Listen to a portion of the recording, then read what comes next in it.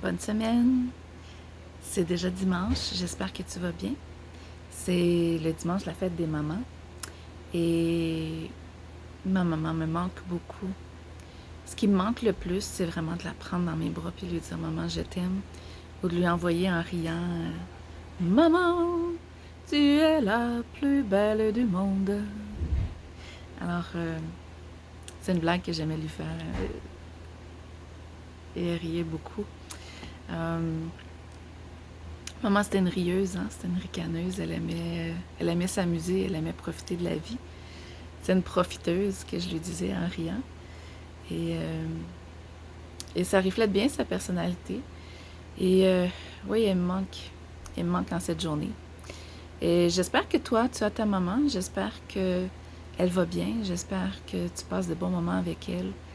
J'espère que tu es reconnaissant aussi pour ce qu'elle a fait, ce qu'elle a essayé de faire, ce qu'elle aurait voulu faire et n'a pas pu. Euh, pour toutes ces mamans qui ont donné. Euh, je pense on espère avoir beaucoup de reconnaissance.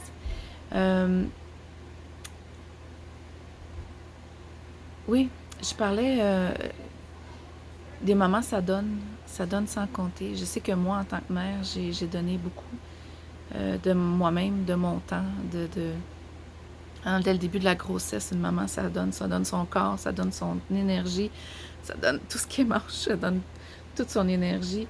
Et quand c'est né, on donne nos nuits, on donne nos larmes aussi, on donne sans compter, on les nourrit, ces petits bébés-là, on en prend soin, on les lave, on les douche, on les couche, on les berce. Oh, combien d'heures j'ai passé à bercer mes bébés. Et, euh, et quand ça grandit, on continue à donner. On donne des livres, on donne des conseils, des enseignements, on les ramène, on donne, on donne, on donne. Et ce qui arrive parfois dans les familles déséquilibrées, hein, on parle cette année à l'Église des familles équilibrées et à travers la Bible, à travers les exemples du quotidien et tout ça.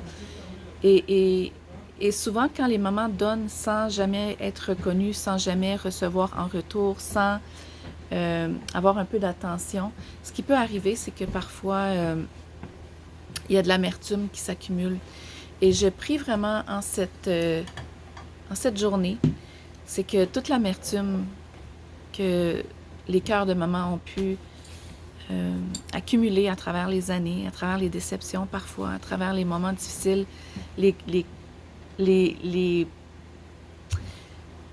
les circonstances plus difficiles, je prie vraiment que le Seigneur l'ôte et qu'il vous donne l'espoir, qu'il vous donne l'espoir que tout ce que vous avez fait n'a pas été en vain, mais que ça va porter du fruit. Il y a parfois certains fruits, certains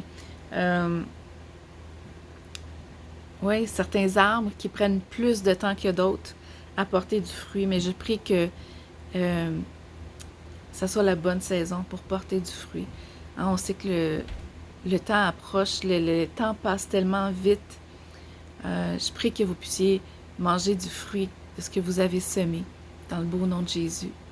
Et que, oui, on ne se fatigue pas de donner, qu'on ne se fatigue pas d'aimer sans compter, sans...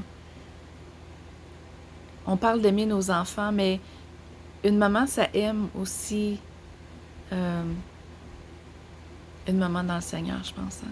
Quand l'amertume est enlevée, quand la connexion avec l'Esprit de Dieu est pleine et abondante, je pense que aimer, c'est vraiment ce qui qualifie la maman que Dieu veut que tu sois. Et aimer sans compter,